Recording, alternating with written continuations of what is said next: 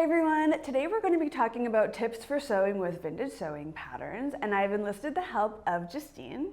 Hi everyone. I would say she is a vintage sewing pattern expert, but she would disagree with that, I believe. Yeah, I think I would say an enthusiastic amateur or appreciator. Yeah, all of those things. Yeah. Yeah.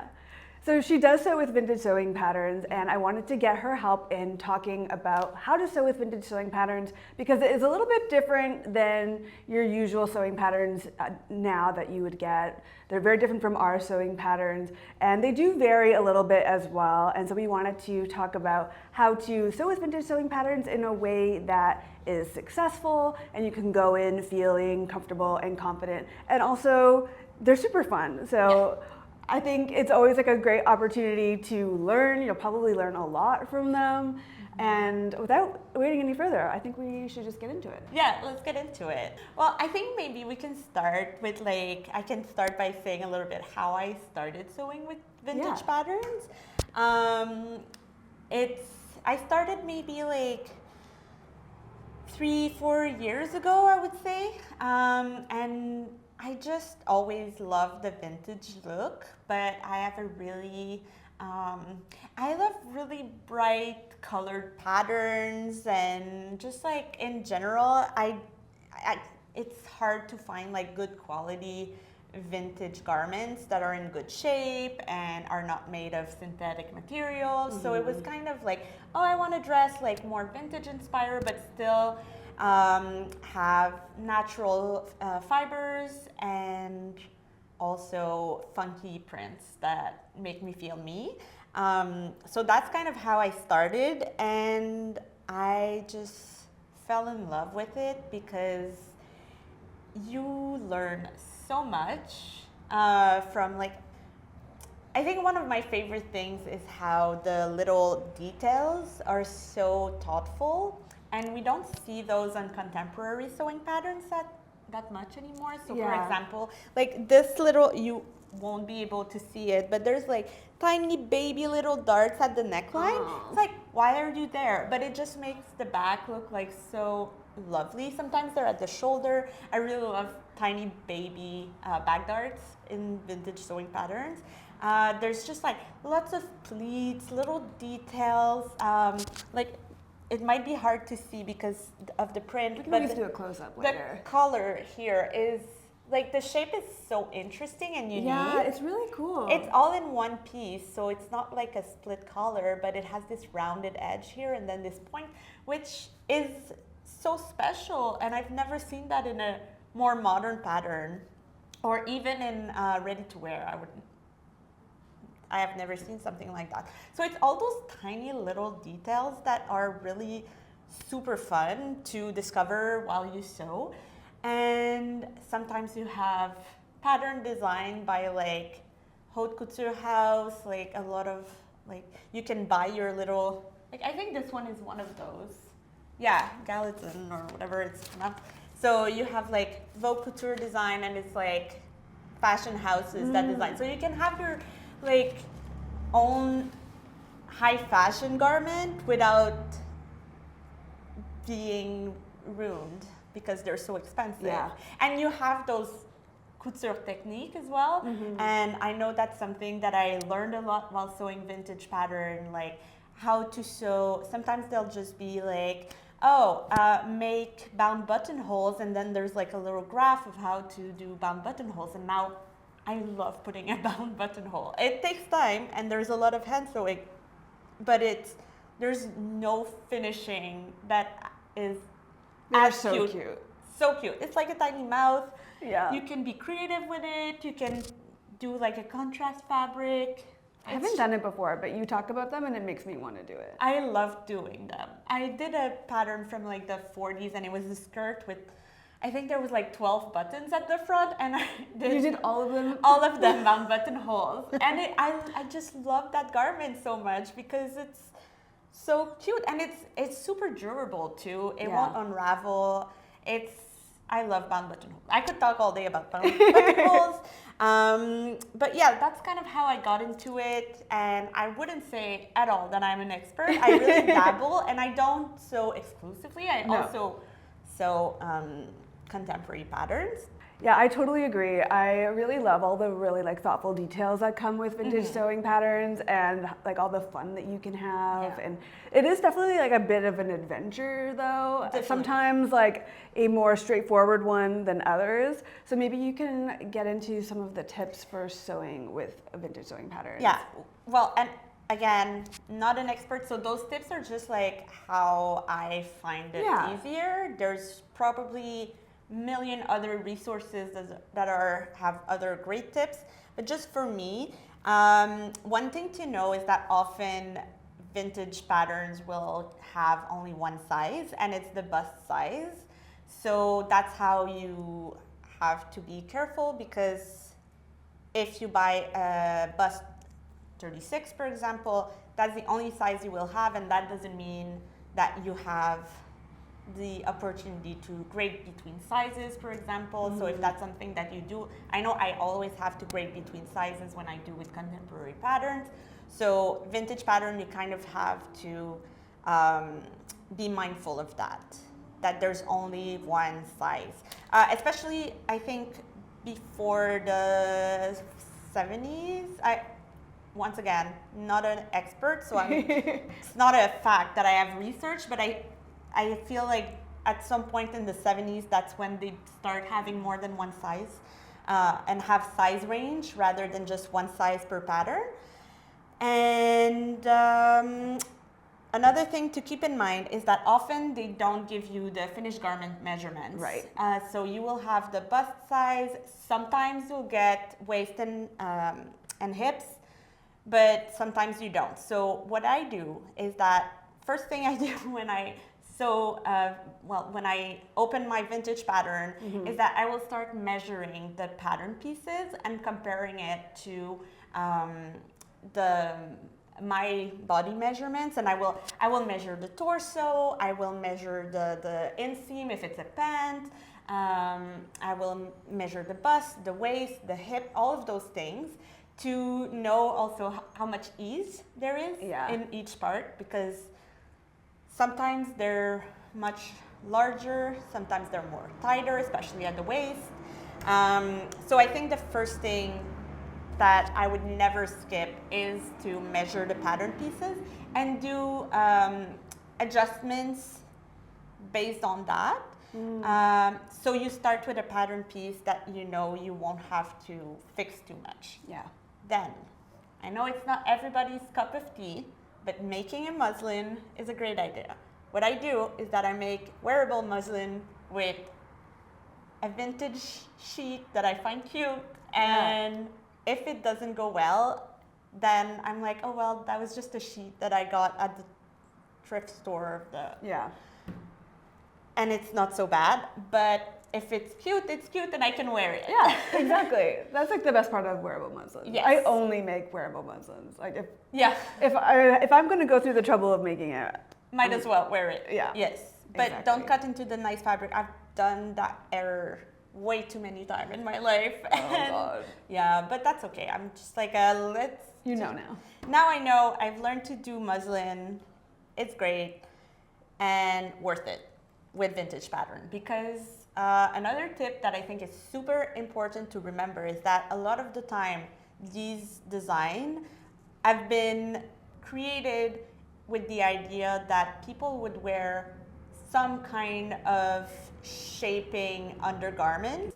But if we compare to like patterns from the 40s, the 50s, even the 60s, they will take into consideration that most people would wear like some kind of, I don't want to say a corset because that's definitely not it, but like a girdle or a long line bra with some kind of boning in it. You know, the bras would be shaped much differently. Like they are higher. Like I'm wearing a vintage style undergarment under this at the moment. And when I wear this dress with a modern bra, it looks different. Like it That's does. so interesting. Yeah, it looks different. Yeah. So that's something to keep in mind, that sometimes you will have to do some adjustment to the garment, or it won't necessarily look like it does on on the envelope Yeah. because we're not wearing that shapewear underneath. This is something I did not think of at all Yeah. until you brought it up, and I was like shook, but it made so much sense. Yeah, it makes sense. And it also assumed that in general, the shapewear was trying to, especially like for the 50s, achieve this hourglass figure. Yeah. And so often the ratio between the bust size, the waist, and the hip is much more hourglass. Interesting. Okay. So that's something to keep in mind too. And that's why I measure my pattern pieces, Yeah. because then you can know, oh, okay, so it's actually quite wide at the hips and bust, but then at the waist is like completely different to, it's like much smaller sometimes. So Yeah. I'm like, oh, okay, I need to add a little half inch there, half inch there. That is so clever. Another way of preparing before even like cutting the fabric or anything that I always do is Google the number of the pattern. So if let's say, if I have my envelope, there's always the pattern number, just like on contemporary pattern, and the brand, and see if there's, well, first of all, I'm always curious to know what year it came out. Yeah. Because sometimes you have an idea of the decade, but it's nice to know exactly. I realize that most of the time that I Google, it's always a pattern from like 57, 58, or 59. I don't know. I guess these are your peak, favorites. Yeah, my peak years. This one is 48, if I'm not mistaken. And that's just super interesting, but also it will show you if someone has made it before, maybe, and blogged about it, or did a YouTube video about it, which I find super useful, or posted it on Instagram, which is a great way to find tips. And sometimes they will say if certain part of the instructions is confusing.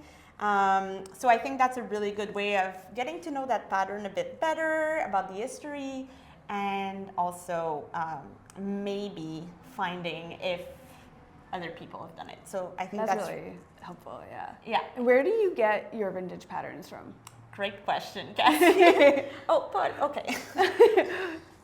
We have a visitor. Yeah. This is Paul. It's my dog, and he's around. So if you hear snoring in this video, it's him. It's him. Okay. And now he wants attention. Yeah, where do I get vintage patterns? So there's always the good old garage sale. Yeah. The good old like thrift store. Or an estate sale is great too. Yeah. Estate sales are great for vintage pattern, but also getting like vintage notions and stuff. Fabric. Fabric. So that's super Yeah. fun too, if you have some around your place. But that's like a quest. That's like, you need to find them. And sometimes you're like, oh, but I really want like a pattern. So I go to Etsy a lot. Yeah. Either to find actual original vintage pattern like these. On Etsy, there's a lot of companies that will scan or trace or redraw vintage patterns. And that's great because you can get them either in PDF and then print them at home. I didn't even know that was possible. Yeah, it's really fun. Or you can, some of them will print it for you. And I have like an example. This is what this company, this one is from Vintage Sewing Patterns Company. They have a website, but they also sell on Etsy. And that's something when you Google sometimes I do that when I see something on Instagram, someone, and they're like, oh, it's this vintage pattern. They put the number, and I'm like, oh, I want to do that.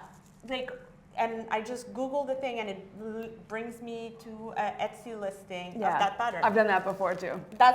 For this one, that's how I got it, this little blouse. It's so cute. I saw someone make it with a little bow, and I was like, this is adorable. I really want it. It's really cute. I Googled it, and I found it for like $10. So that was I love that. super cool. In my size, too, because that's the other thing. Yeah, it's finding it in your size. Finding it in your size. And so I think for like, I'm quite privileged that I fit in, I think, the most printed size. Yeah. So it's quite easy for me to find vintage pattern. I can understand that for a variety of other types of body, it might not be as easy, but I know that there are a lot of those that will start from one size and then extend it to different sizes. Oh, that's cool. Yeah, so that's really nice because if you're in a like more extended size range, Yeah, it makes it more accessible. yeah, they are a lot like because I mean every size has existed at every age Yeah. of humanity, so it's really nice that some people like go dig and find these vintage patterns that are like bigger bust and Oh, so they'll like amalgamate them. Is that what you're saying? well, either they will start with like a 38 bust and then bring it to like grade it basically, so we'll sell it with different sizes, or they will go and find like I think it's Stephanie Canada. She usually has a lot That's really more than other sellers. I think she only sells original vintage patterns though. But yeah, these are really super cool because you have multiple sizes sometimes, and you can reprint it. This one is so cute. Thank you. I'll show a close-up of it after, Yeah. but it's so cute. It's a love it. variety of little altar Yeah. top for summer. They have really, I love vintage patterns that have like so many different views. That's the thing, is they often come with so many, or like a whole outfit. A Like whole outfit, yes. Like a cardigan, a top, and pants. And you're like, okay. It's a whole weekend in the Hamptons Yeah, for you. exactly. It's just really cool. And sometimes they're just additions. Like I love those patterns that are just like 6 different sleeves. Yeah. Love that. You can put it on anything. Just it's cool. Another thing that's important to keep in mind when sewing vintage pattern, especially if you're not such an advanced sewist and still learning, is that in that time period, most women, because let's be honest, most of these patterns are women garments. So most women knew how to sew, learned how to sew at home. Yeah. There was really this assumption that when you buy a sewing pattern, you already have a lot of sewing experience or knowledge, and or that you have this book or a few books that's like the techniques of how to sew, so they won't necessarily go in detail on how to do things in the instructions. Yeah. And I think that's really important to talk about. It's really important. Yeah, I learned the hard way. I was telling you about this, where I was a very new sewist and I was trying a vintage shirt pattern, and it said, sew the tower placket, or like sew the sleeve placket. And I was like, at this point, I don't even know what that is. Like, I am a new sewist. I don't know what a sleeve placket is. Like, I don't know how to do that. And I just put it away, and I don't think I ever touched it. Oh no! After But that. now you're a pro with Now the I'm a Jenna, pro. so you Yeah. can go back now and I can finish. do it. Yeah. Exactly. But yeah, so I Googled a lot of terms that we don't use anymore in sewing. I'm like, what is that? Also, I'm not my first language is French, so there's also that. Yeah. that I have to sometimes Google word in English that are so specific to sewing. Now I'm getting better. But there's a lot of information that will not be given to you. The illustrations are not always good. Sometimes there's none. Yeah. And the further away you go in time, the least amount of information you'll get in the instructions. Yeah. So if you're beginning, maybe start, and you want to dabble, maybe start with like 70s, 60s pattern. Usually they're a bit more, and with the big companies like Simplicity, they already had quite complete instructions in those decades. In the 50s it starts too, but not everything is in the instructions. What I do is read them ahead of time, highlight things, Google things, take notes. It's a process. It's not like, oh, I'm gonna have a quick sew today. It's a journey. It's gonna be a journey, but I enjoy this journey, and it makes me slow down too, which is important. I love that. We don't slow down enough No. in this world. So the instructions are not always complete. but there are often a lot of information on the pattern piece. Yeah. Like, that's a lot of text. There's a lot. Like there's some here. Like basically this whole thing is covered in text. Yeah. Well, to be fair, it's in 3 languages. Okay. No, 4 languages. It's in English, Spanish, French, and German. So there's that. So it might feel intimidating, but really there's only a fourth of that you need. Yeah. But there's a lot. I'm trying to find like a more central piece. Anyway, so you got like how to do the pleats. The instruction is not in the instruction booklet. Oh, it tells you here? It's on the pattern piece. So oh, that is so interesting. pay attention.